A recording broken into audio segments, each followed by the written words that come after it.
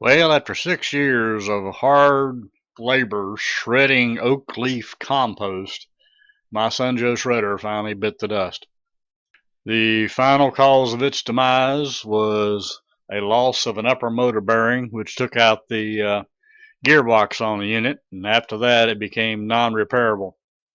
So I started looking around for a new one, and I said, well, got 6 years out of this one, so I'm kind of happy with that, so I decided I'd go back and buy another one. And much to my surprise, they've made the Sun Joe one a heck of a lot better than it used to be. In this video, I'm going to get into all the problems I noted with the old one and repairs and upgrades that I've seen with the new one.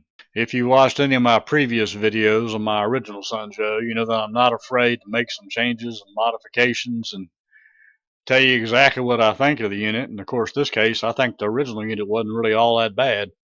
There are a lot more expensive shredders on the market, but this one's got a good motor on it, and the only thing it was really deficient in was brush wear, as in motor brushes, and of course the thing that caused its final demise, the gearbox finally went out on it.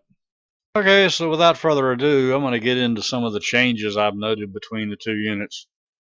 Change number one, the legs are shorter, right about 2 inches or so. Can't imagine why they did this, but again, that's one of the differences between the old and new Sun Joe. As you can see here, the feed hopper itself remains totally unchanged. Now, after removing the feed hopper, let's start taking a look at some of the things that have changed. The electrics remain the same, except they've deleted the overcurrent reset.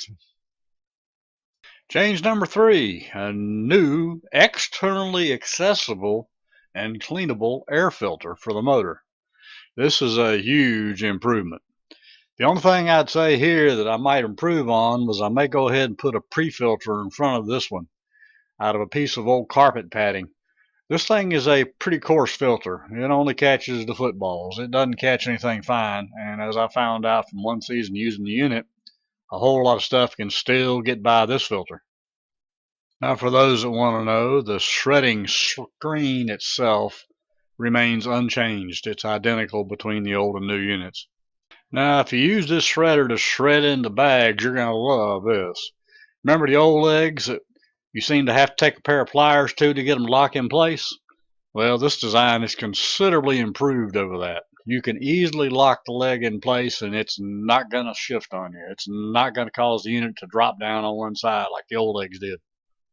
The leg attachment and removal from the housing remains the same. You have to push the little button in and release the leg, and if you push the leg in, it locks in place.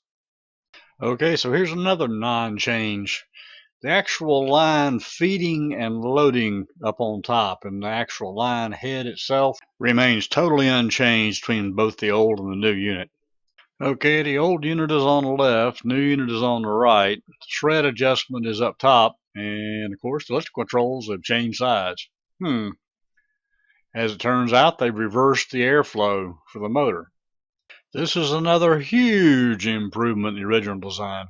I was having problems with shred getting into the switches, and the other problem was the filter couldn't cover the hole on the side where the switches were. That means, of course, that some trash could easily get by the filtered side, even bypassing and getting in through the switches. This problem has been totally addressed and corrected in this new design. Okay, let's flip each unit over and take a look at the bottom side up. First, the old unit, and next, the new unit. Clearly, there have been quite a few changes underneath the hood, so to speak. First thing to take note of is there's 6 screws holding the old style cover on. There's only 5 holding the new style cover on.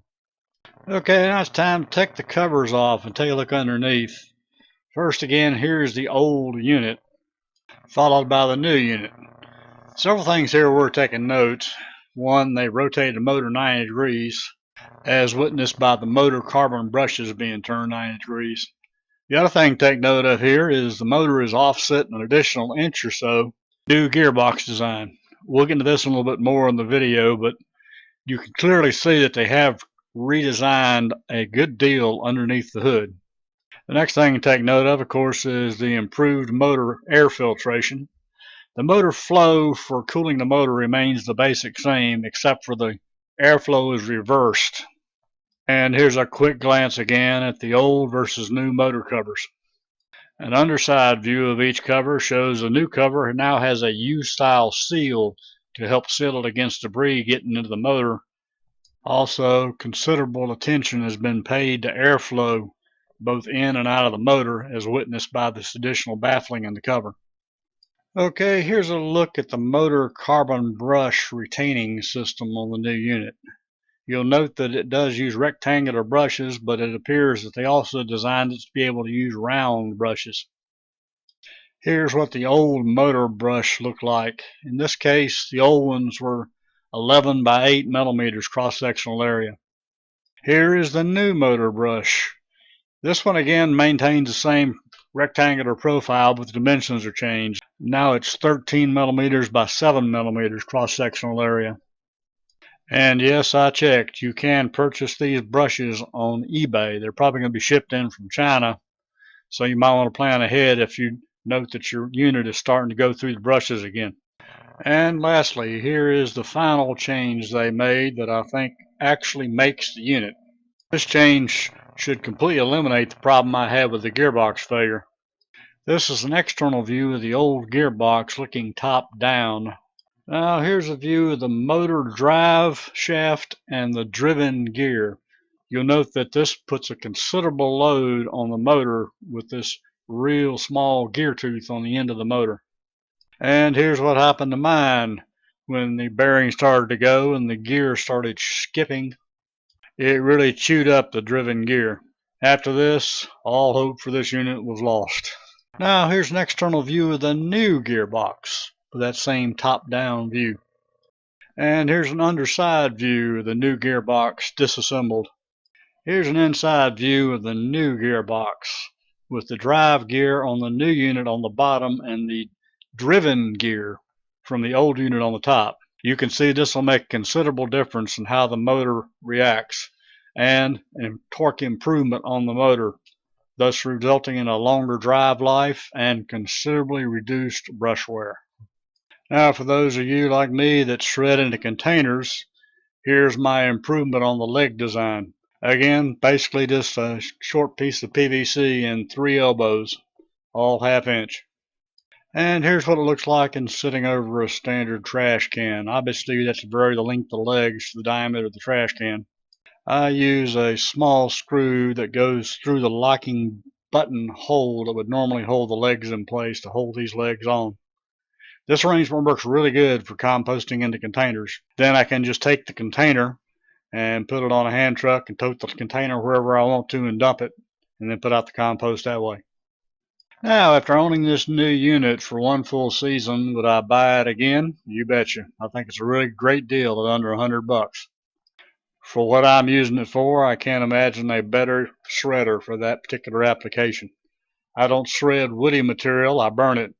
So for me, I just need something to grind up compost. Well, hope you liked this video, found it useful, you learned something. If you did, give me a like if you would, consider subscribing, and I'll see you on the next video. Y'all take care now here.